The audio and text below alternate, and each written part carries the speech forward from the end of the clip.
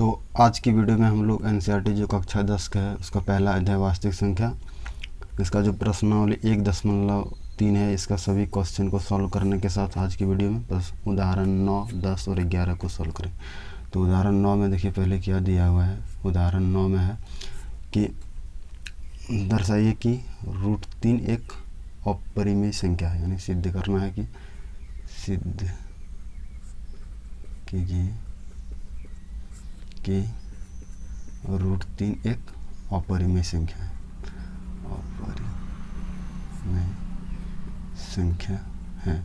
इससे पहले जो हम लोग परिमेय बनाए थे 1.4 से, हम उसमें √2 को सिद्ध किए थे, तो इसमें √2 की जगह सिर्फ √3 है। उसी विधि से सेम सॉल्व होगा। तो इसका हल देखिए कैसे होगा कि हम लोग मान लेंगे कि माना कि √3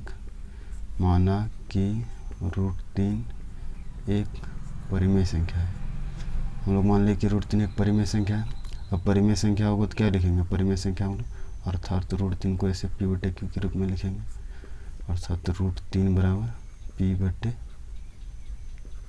p/q, जहाँ क्या है q = नॉट 0 और p और q दोनों सहअभाज्य संख्या है तथा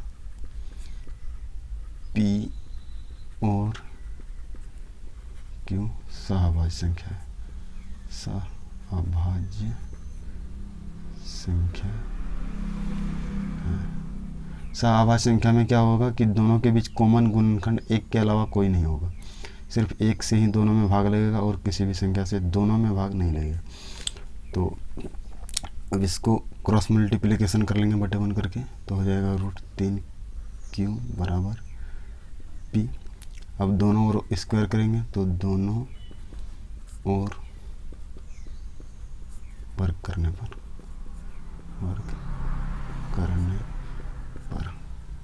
तो √3q का स्क्वायर बराबर p का स्क्वायर। तो √3 का हो जाएगा 3 और q² बराबर p²। अब अगर q² बराबर क्या होगा? p²/3, यानी p जो है वो 3 से क्या p² 3 से भागे है, चूँकि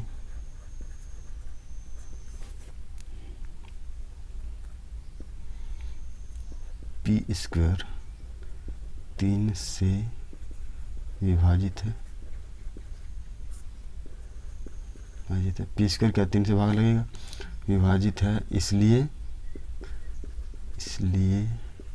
p भी क्या 3 से भाग लगेगा, p भी 3 से विभाज्य होगा।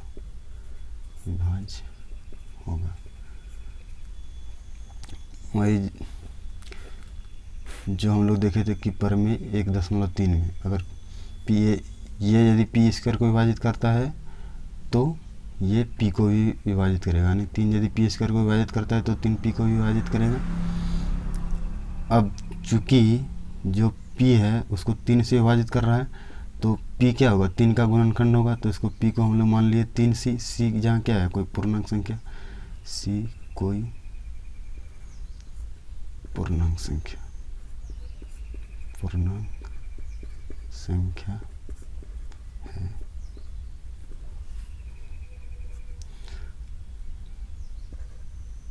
अब यहाँ लिख देते हैं। अब जो c है इसको मान लेते हैं इक्वेशन 1। अब p का मान समीकरण 1 में रखने पर,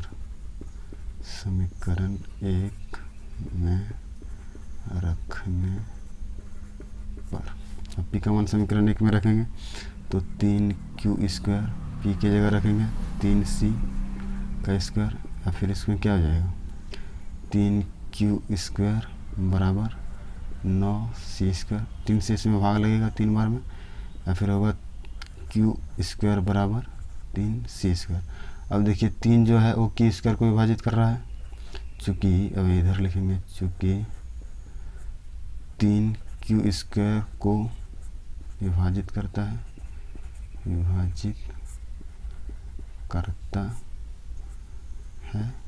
इसलिए 3q को विभाजित करेगा, इसलिए 3q को भी विभाजित करेगा।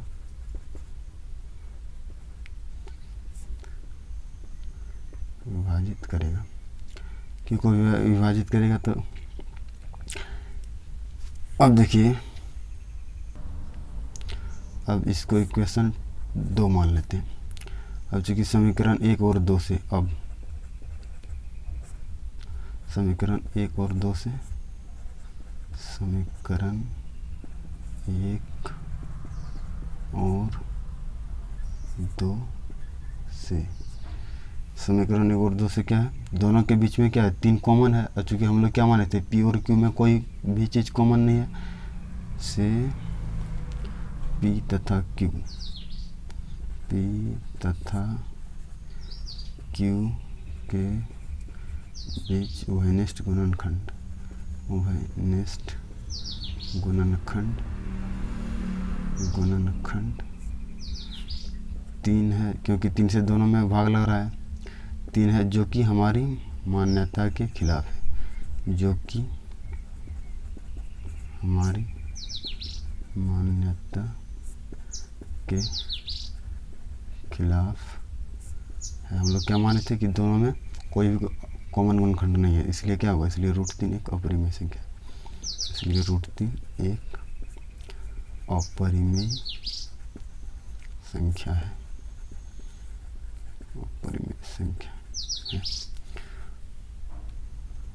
अब देखिए उदाहरण 10 में क्या दिया है कि दर्शाइए कि 5 माइनस √3 एक अपरिमेय संख्या है, यानी 5 माइनस √3 को एक अपरिमेय संख्या प्रूव करना है। तो इसका हल देखिए कैसे होगा कि हम लोग माना कि पहले वही उल्टा मान लेंगे, जस्ट कि माना कि 5 माइनस √3 एक परिमेय संख्या है, परिमेय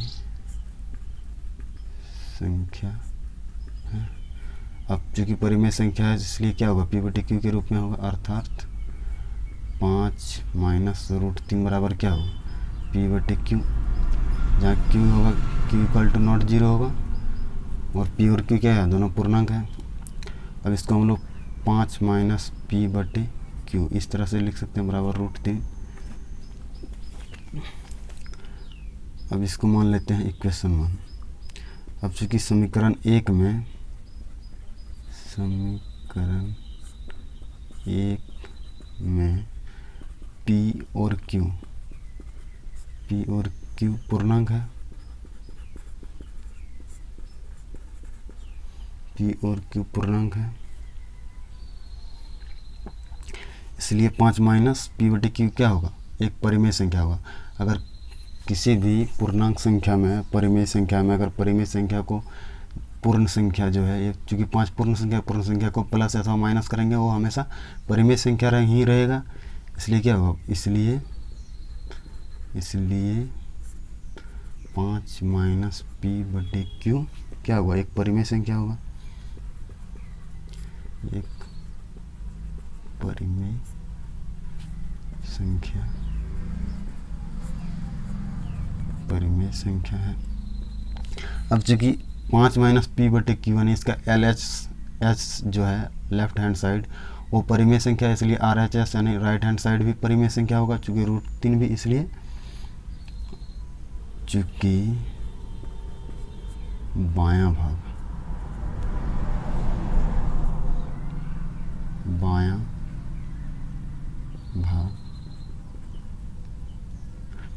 एक परिमेय, समीकरण 1 यहाँ लिख दिएगा, समीकरण 1 का बायां भाग एक परिमेय संख्या है, इसलिए दायां भाग यानी RHS जो है, RHS यानी √3 भी एक परिमेय संख्या होगा, परिमेय संख्या होगा।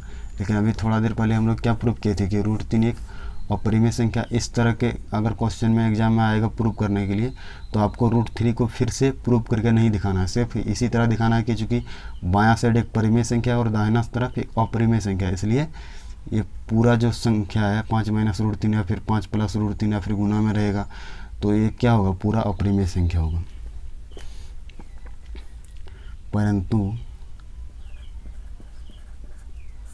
परंतु क्या है, परंतु √3 एक अपरिमेय संख्या है, परिमेय संख्या है। इसलिए हमें यह विरोधाभास इसलिए हुआ है, विरोधाभास दोनों आपस में विरोध कर रहा है एक दूसरे को, हमें यह विरोधाभास इसलिए हुआ, यह विरोधाभास इसलिए हुआ क्योंकि हमने गलत मान लिया, इसलिए हुआ कि हमने गलत कल्पना कर ली है, या फिर गलत संख्या मान ली है, गलत कल्पना कर ली है। इसलिए 5 माइनस रूट 3 क्या है? एक अपरिमेय संख्या। इसलिए 5 माइनस रूट 3 एक अपरिमेय संख्या है, अपरिमेय संख्या। अब उदाहरण नंबर 11 में क्या है देखिए कि दर्शाइए कि 3 रूट 2 एक अपरिमेय संख्या है। तो सेम उसी तरह से फिर से इसका करेंगे, हम लोग मानेंगे कि क्या मान लेते हैं कि 3 रूट 2 एक अपरिमेय की जगह परिमेय संख्या है। माना कि 3 रूट 2 एक परिमेय संख्या है, परिमेय संख्या।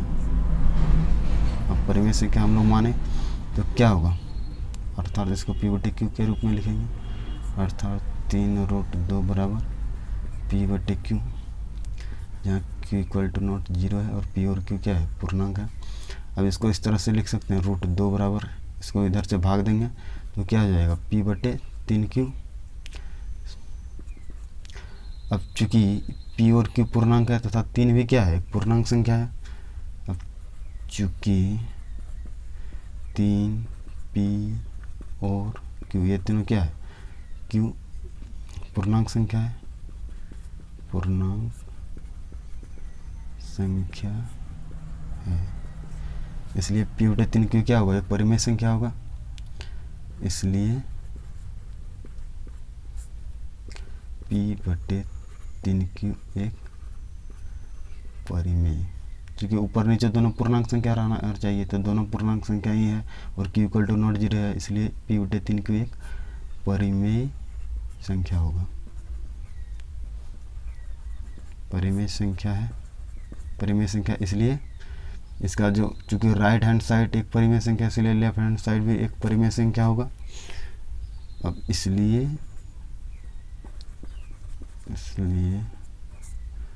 रूट 2 भी एक परिमेय संख्या होगा।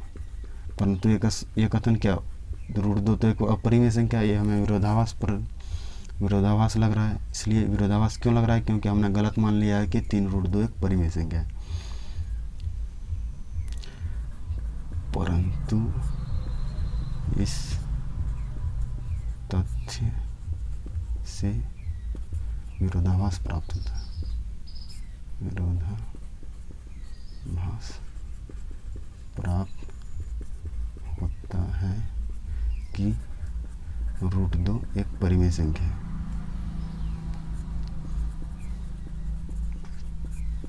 रूट 2 तो एक अपरिमेय संख्या है, परिमेय संख्या है ही नहीं, इसलिए क्या होगा? 3 रूट 2 एक अपरिमेय संख्या है,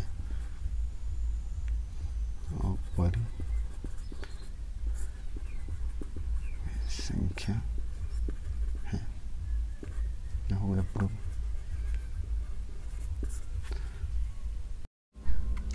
अब देखते हैं प्रश्नावली 1.3। इसमें पहला क्वेश्चन क्या है कि सिद्ध कीजिए रूट 5 एक अपरिमेय संख्या है।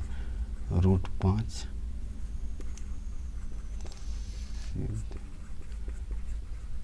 कीजिए कि रूट 5 एक अपरिमेय संख्या है।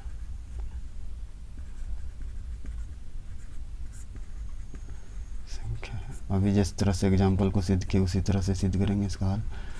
माना रूट 5 एक परिमेय संख्या है, माना रूट 5 एक परिमेय संख्या है। माने परिमेय संख्या तो अर्थात क्या होगा? P/Q के रूप में लिखेंगे, अर्थात रूट 5 बराबर P/Q, जहाँ Q क्या है?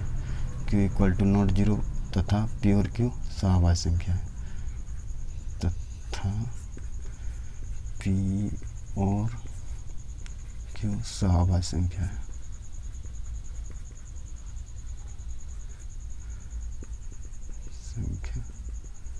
सहभाज्य संख्या है। अब क्रॉस मल्टीप्लिकेशन कर लेते हैं। रूट 5 क्यू बराबर हो जाएगा पी,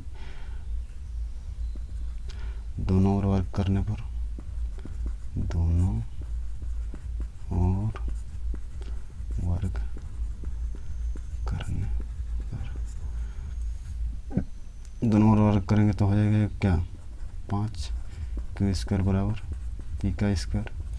अब चूँकि जो है 5 पी स्क्वायर को विभाजित कर रहा है, चूँकि 5 पी स्क्वायर को विभाजित करता है, विभाजित करता,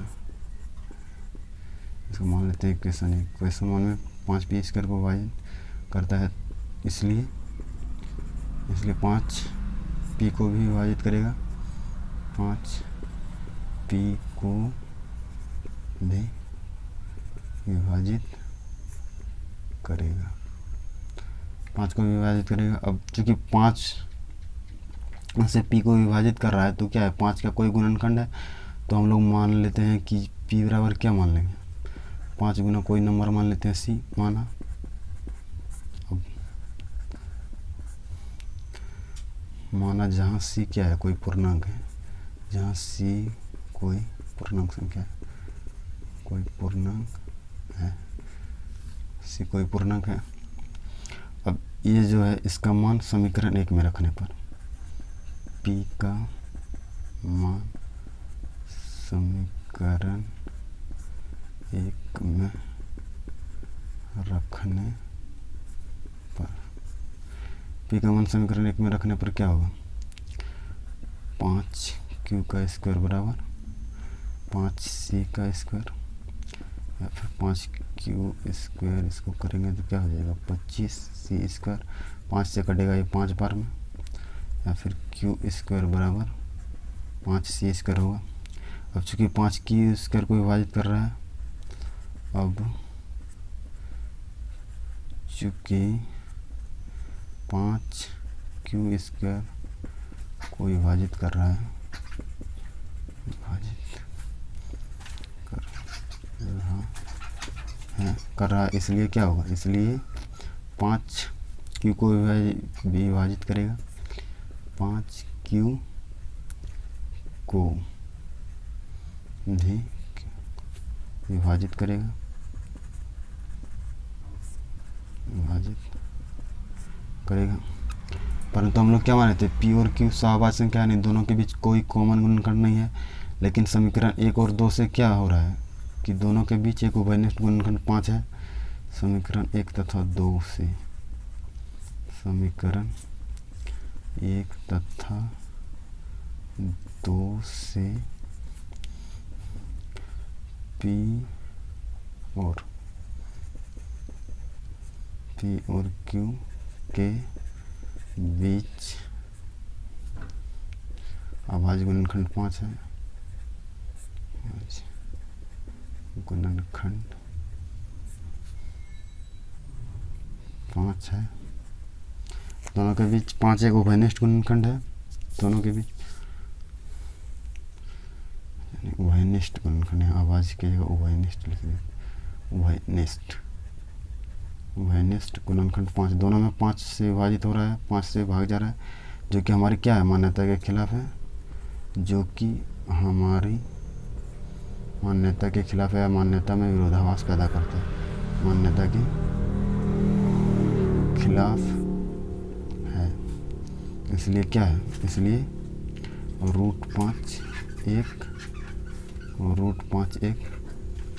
अपरिमेय संख्या है, अपरिमेय संख्या है।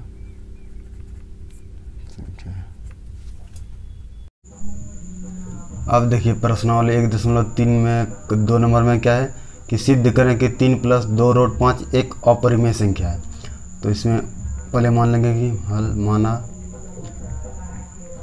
3 + 2√5 को हम लोग एक परिमेय संख्या मान ली कि एक परिमेय संख्या है। परिमेय संख्या है तब क्या हो जाएगा, 3 + 2√5 बराबर P/Q होगा, जहाँ Q क्या है, Q = नॉट 0 तथा P और Q पूर्णांक है, अब इसको देखिए 2√5, इसको सॉल्व करते हैं। 2√5 बराबर हो जाएगा P/Q -3। अब 2 को इधर ले जाएंगे तो 2 को इधर ले जाएंगे, दोनों में 2 से भाग देंगे, दोनों तरफ 2 से भाग देंगे तो इधर देंगे तो हो जाएगा P/2Q -3/2, और इधर 2 से भाग देंगे तो कट जाएगा, सिर्फ √5 बचेगा। अब देखिए यहाँ जो चूँकि P/Q परिमेय संख्या और 2 क्या है, पूर्ण संख्या है, इसलिए P/2Q चूँकि P2 तथा Q पूर्णांक संख्या है, पूर्णांक संख्या, इसलिए P/2Q एक परिमेय संख्या है, क्योंकि ये परिमेय संख्या है तो इसमें भी 3/2 भी क्या है, एक परिमेय संख्या माइनस करेंगे तो क्या होगा, दोनों परिमेय संख्या, इसलिए P/2Q -3/2 भी एक परिमेय संख्या होगा, एक परिमेय संख्या है, ये भी एक परिमेय संख्या है। अब चूंकि इसका जो समीकरण 1 है, इसका जो RHS यानी राइट हैंड साइड दाहिना तरफ जो है वो एक परिमेय संख्या है, इसलिए बायां तरफ भी परिमेय संख्या होगा। समीकरण 1 से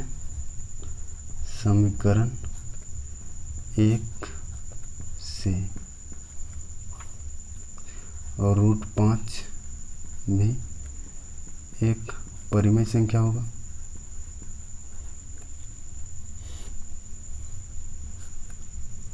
परिमेय संख्या होगा।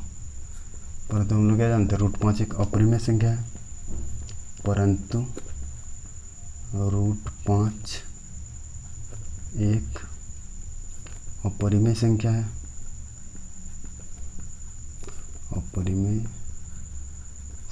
है, इसलिए हमें यह विरोधाभास अपनी गलत कल्पना के कारण उत्पन्न हो, दोनों क्या है, विरोधाभास है, इसलिए हमें यह विरोधाभास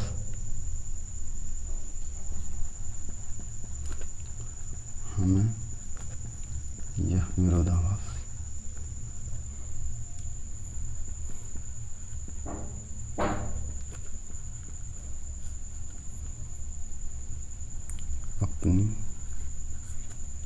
गलत कल्पना के कारण प्राप्त हुआ है, इसलिए 3 + 2√5 एक अपरिमेय संख्या है।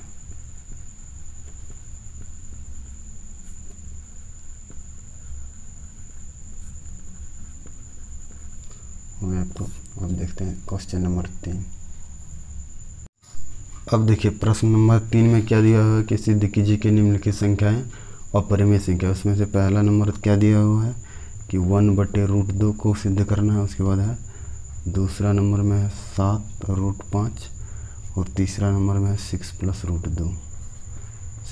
√2। अब पहला नंबर लेते हैं 1/√2। अब पहला नंबर का हल देखिए, पहला नंबर का हल पहले माना, हम लोग क्या मानेंगे, माना 1/√2 एक परिमेय संख्या है, एक परिमेय संख्या है। मान ली कि एक परिमेय संख्या है तो परिमेय संख्या क्या हो जाएगा, 1/√2 बराबर P/Q हो जाएगा, P/Q जहाँ q इक्वल टू नॉट 0 है और p और q दोनों पूर्णांक है, सहभाज्य संख्या। अब देखिए इसको, इसमें सबसे अब क्या करना है कि चूँकि नीचे √2 है इसलिए इसको ऊपर √2 को ऊपर लेने के लिए 2 से √2 से इसको गुना भी करेंगे और √2 से भाग करेंगे। √2 से ऊपर नीचे गुना कर दिए तो सेम होगा, √2 कट के क्या हो जाएगा 1, 1 से गुना करेंगे तो बात बराबर होगा।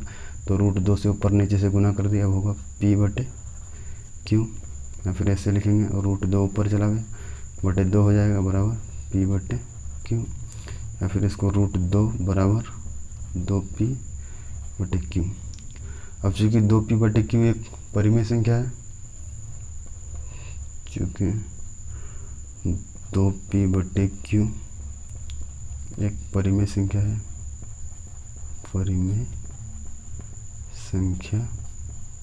परिमेय संख्या इसलिए क्या होगा, √2 भी एक परिमेय संख्या होगा।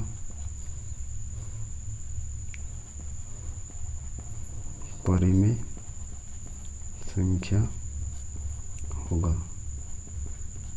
संख्या होगा, परंतु हम लोग क्या जानते हैं कि परंतु √2 एक अपरिमेय संख्या है, एक अपरिमेय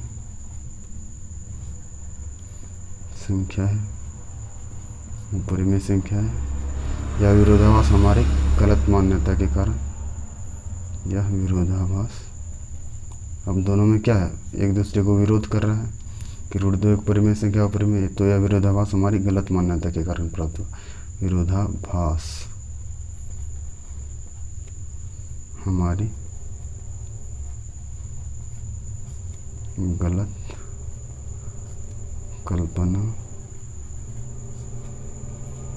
के कारण प्राप्त हुआ। इसलिए क्या होगा, इसलिए 1/√2 एक अपरिमेय संख्या होगा, एक अपरिमेय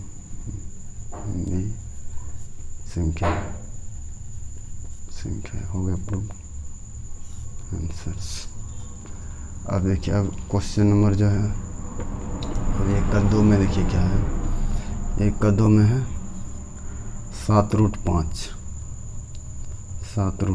तो हम लोग इसका हल कैसे करेंगे, मान लेंगे कि 7√5 माना 7√5 एक परिमेय संख्या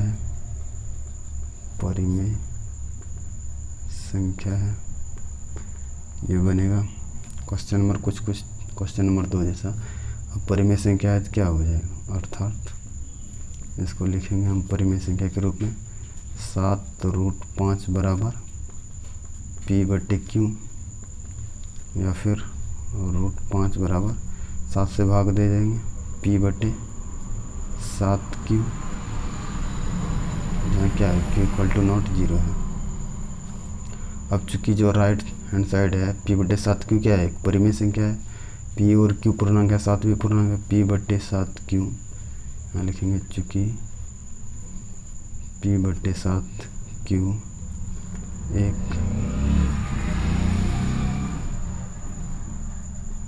परिमेय संख्या है, इसको मान लेते हैं समीकरण 1। तो समीकरण 1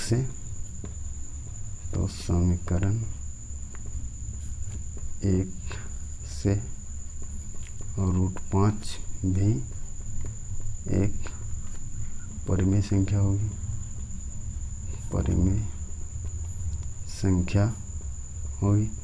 परंतु √5 क्या है, एक अपरिमेय संख्या है, परंतु √5 एक अपरिमेय संख्या है,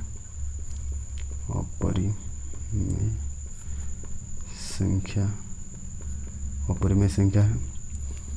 यह विरोधाभास हमारे गलत मान्यता के कारण प्राप्त हुआ। यह विरोधाभास हमारी गलत मान्यता के कारण है। गलत मान्यता के कारण इसलिए क्या है, इसलिए 7√5 एक अपरिमेय संख्या है, अपरिमेय संख्या है। अब इसका 3 का 3 नंबर देखते हैं। अब 3 का 3 नंबर में क्या दिया हुआ है कि 6 + √2, तो इसको हल कैसे लिखेंगे?